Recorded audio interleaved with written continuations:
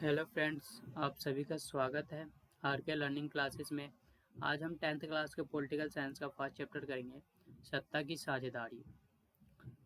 पहले हम देखते हैं कि इसका मतलब क्या होता है। सत्ता का मतलब होता है पावर, साझेदारी मतलब बंटवारा। ठीक है। विधायिका, कार्यपालिका और न्यायपालिका के मध्य पूरी समझ के साथ सत्ता को बांटना ही सत्ता की साझेदारी कहलाता है। यानी विधायिका, कार्यपालिका और न्यायपालिका के बीच पूरी सोच समझ के साथ सत्ता को बांट देना ही सत्ता की साझेदारी कहलाता है। और किसी भी लोकतंत्र को सही ढंग से चलाने के लिए सत्ता को बांट देना ही सही होता है। ठीक है। अब नीचे वाला पॉइंट हम देखेंगे, बेल्जियम और श्रीलंका।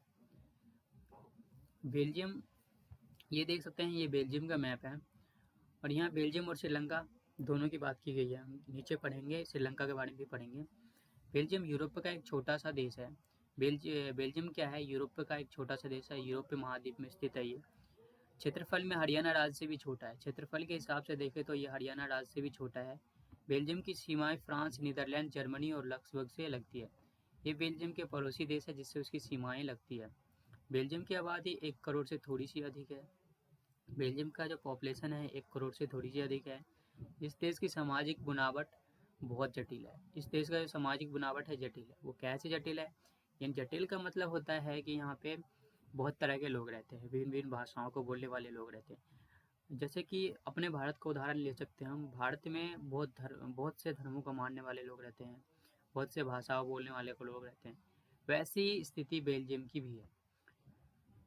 बेल्जियम के जो कुल आबादी है उसका 59% हिस्सा फ्लेमिश इलाके में रहते हैं और डच बोलते हैं। यानी एक इलाका फ्लेमिश है जहाँ पे देश के 59% लोग रहते हैं और डच बोलते हैं। ठीक है। शेष 40% वेलोनिया क्षेत्र में रहते हैं और फ्रेंच बोलते हैं। जो 40% है वो वेलोनिया क्षेत्र में रहते हैं और फ्रेंच बोलते हैं। 1% लोग जर्मन बोलते हैं। फ्लेमिश इलाका, ये येलो कलर का जो दिख रहा है, पीला कलर का ये है। वेलोनिया क्षेत्र रेड कलर का ये है। और ये जो बच जाता है जर्मन बोलने वालों की संख्या 1% जो है वो यहाँ रहते हैं। ठीक है। अब देखेंगे नीचे राजधानी ब्रुसेल के बारे में और देश का अन्य कंडीशन देखेंगे यहाँ पे नीचे वाले पॉइंट्स पे। ठीक है। तो चलिए इसको भी देखते हैं। राजधानी ब्रुसेल के 80% आबादी फ्रेंच बोलते हैं। यानी राजधानी ब्रुसेल में जो 80% लोग रहते हैं वो फ्रेंच बोलते हैं। 20% डच बोलते हैं। राजधानी ब्रुसेल में क्या है, 80% जो है क्या बोलते हैं, फ्रेंच बोलते हैं। 20% डच बोलते हैं।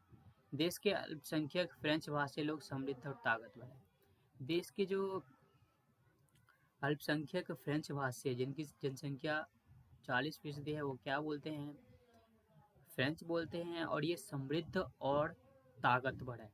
ठीक है। समृद्ध मतलब होता है इनके पास पैसे है और इनके पास पावर भी है। ठीक है। देश देश के बहुसंख्यक डच भाषी लोग बाद में जाकर शिक्षा और आर्थिक विकास का अधिकार पाने वाले इस स्थिति से नाराज है। यानी जो बहुसंख्यक लोग हैं, जो 59% है देश में डच बोलने वाले, ये इनको बाद में शिक्षा का अधिकार दिया गया। ये बाद में शिक्षा के अधिकार प्राप्त कर सके और ये बाद में आर्थिक विकास का अधिकार प्राप्त कर सके। तो ये क्या है, इस स्थिति से नाराज है कि उनके साथ नाइंसाफ़ी हुई सालों से, उनको नज़रअंदाज किया गया था सालों से। तो वे क्या है, इस स्थिति से नाराज है। एक विशेष तरह की समस्या है। ये क्या है, एक विशेष तरह की समस्या है। बहुसंख्यक लोग जनसंख्या के अनुसार अधिक है लेकिन धन और समृद्धि के मामले में कमजोर है। ठीक है। यहाँ पे हमें विशेष तरह की समस्या देखने को मिली कि जहाँ पे क्या होता है, किसी भी देश में यदि जहाँ सबसे ज़्यादा लोग जिस भाषा को बोलते हैं, जिस धर्म को मानते हैं, उस देश में ज़्यादातर देखने को ये मिलता है कि वो भारी पड़ते हैं देश की अन्य पॉपुलेशन पे। लेकिन यहाँ पे एक दूसरा कंडीशन देखने को मिला कि अल्पसंख्यक लोग ही इनके ऊपर भारी पड़े, इनको अधिकार नहीं दिया, सालों से इनको अधिकार से वंचित किया। ठीक है। अब यहाँ नीचे वाला पॉइंट्स देखेंगे हम। इसके बेल्जियम की जो तुलना की गई है श्रीलंका से की गई है। तो ये वाला भी पॉइंट चलिए हम देख लेते हैं। ये वाला जो पॉइंट्स है ये मैंने अपने अकॉर्डिंग बनाया है, ये बुक का पॉइंट्स नहीं है। श्रीलंका के तुलना में बेल्जियम के तुलना में श्रीलंका, बेल्जियम की आबादी जहाँ 1 करोड़ से थोड़ी सी अधिक है, यहाँ थोड़ा मिस्टेक हुआ है। वहीं श्रीलंका की आबादी 2 करोड़ है, यानी बेल्जियम के आबादी के 1 करोड़ डबल, ठीक है, 1 करोड़ एक्स्ट्रा है यहाँ पे श्रीलंका में, ठीक है। श्रीलंका की आबादी में विभिन्न जातीय समूह, यानी श्रीलंका के जो कुल आबादी है उसमें विभिन्न जातीय समूह हैं। श्रीलंका की आबादी में 74% हिस्सा सिन्हलियों का है। ये एक प्रमुख जातीय समूह है जो कि बहुसंख्यक है। श्रीलंका का जो टोटल पॉपुलेशन है उसमें 74% हिस्सा जो है सिन्हली नाम के जातीय समूह का है। ये प्रमुख जातीय समूह है क्योंकि ये क्या है, बहुसंख्यक है, इनकी संख्या सबसे ज़्यादा। दूसरे स्थान पे तमिल है जो कि 18% है, और तमिलों में 2 समूह। तमिलों में 2 समूह श्रीलंकाई मूल के तमिल और हिंदुस्तानी मूल के तमिल। श्रीलंकाई मूल के तमिल जो वहीं शुरू से रहते आ रहे हैं, और जो हिंदुस्तानी मूल के तमिल क्या है वो नीचे देखेंगे हम अभी। हिंदुस्तानी मूल के तमिल जो ब्रिटिश शासन के दौरान अंग्रेजों द्वारा बगानों में काम करने के लिए लाए गए थे, उन्हीं के वंशज है। मतलब जब अंग्रेजों का हमारे भारत में शासन हुआ करता था, उसी समय पे बहुत से अन्य देशों में भी हुआ करता था, तो उस समय श्रीलंका में भी हुआ करता था। तो हमारे यहाँ सस्ते मजदूरों को वहाँ काम करने के लिए लिए गए थे बगानों में, ठीक है। वे उन्हीं के वंशज है जिसे हिंदुस्तानी मूल के तमिल कहते हैं, ठीक है। नीचे वाला देखते हैं। अधिकतर सिन्हली बौद्ध धर्म को मानते हैं, ठीक है। अधिकतर जो सिन्हली है जो 74% है वो क्या मानते हैं, बौद्ध धर्म को मानते हैं। जबकि तमिलों में कुछ हिंदू और कुछ मुसलमान हैं। श्रीलंका की आबादी में ईसाई लोगों का हिस्सा 7% है। वे सिन्हली और तमिल दोनों भाषाओं को बोलते हैं। श्रीलंका की आबादी में जो ईसाई लोग हैं उनकी हिस्सेदारी 7% की है, वो दोनों लैंग्वेजों का यूज़ करते हैं, ठीक है। अब नीचे वाला पॉइंट देखते हैं, ये बुक का पॉइंट्स है, इसको मैंने ऐसे कैसे ही बनाया है ताकि मैं अच्छे से समझा सकूँ आपको, ठीक है। श्रीलंका में बहुसंख्यकवाद। अब बहुसंख्यकवाद का मतलब होता है जिनकी जनसंख्या ज़्यादा है वो देश के ऊपर हावी होना, ठीक है। 1948 में श्रीलंका आज़ाद हुआ। भारत की आज़ादी के ठीक 1 साल बाद श्रीलंका आज़ाद हुआ। आज़ादी के बाद सिन्हली नेताओं ने बहुसंख्यक बल पर अपना शासन चलाना चाहा, यानी आज़ादी के बाद जो वहाँ के सिन्हली नेता थे उनकी क्योंकि सिन्हलियों की जनसंख्या ज़्यादा थी, उन्होंने बहुसंख्यक बल पे अपना शासन चलाने की कोशिश की, ठीक है। चलाया भी, अभी भी शायद चल रहा है वहाँ पे ऐसे ही। सिन्हलियों ने मनमानी किया और अपना शासन चलाने के लिए बहुत से कदम उठाए, ठीक है। सिन्हलियों ने क्या किया, मनमानी किया और अपना शासन चलाने के लिए बहुत से कदम उठाया।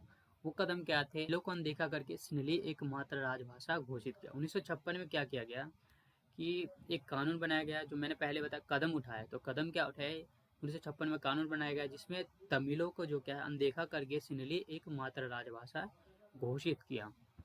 शिक्षा और सरकारी नौकरियों में सिन्हली को प्राथमिकता दी गई। शिक्षा और सरकारी जो नौकरी थे उसमें क्या किया गया, सिन्हली को प्राथमिकता दी गई, जबकि सिन्हलियों की जो जनसंख्या थी सबसे अधिक थी, फिर भी सिन्हलियों को ही प्राथमिकता दी।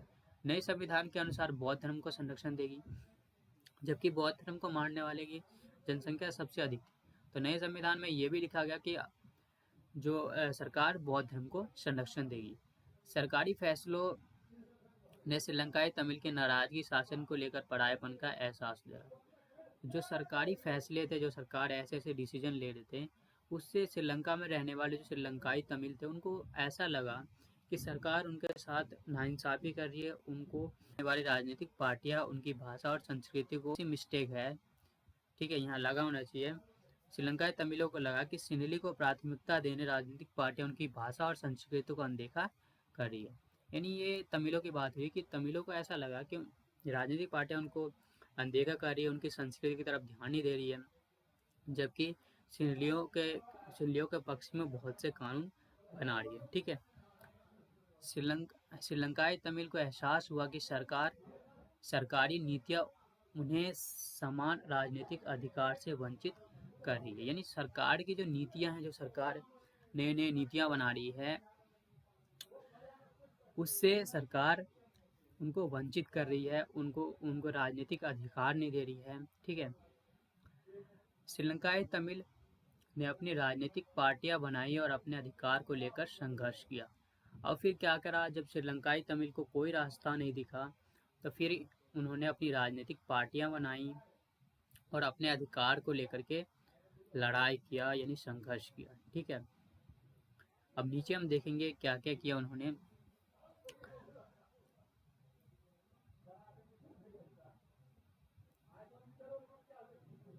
श्रीलंका में तमिल सिंहली दोनों समुदाय के बीच टकराव बढ़ता गया, गृह युद्ध का रूप ले लिया। ठीक है, पहले वाले पॉइंट पर हमने ये देखा, श्रीलंका तमिल अपनी राजनीतिक पार्टियां बनाई और अधिकारों के लिए संघर्ष किया, यानी आंदोलन वगैरह किए। तो इससे क्या हुआ, श्रीलंका में तमिल और सिंहली दोनों समुदाय के बीच टकराव बहुत भयानक रूप ले लिया।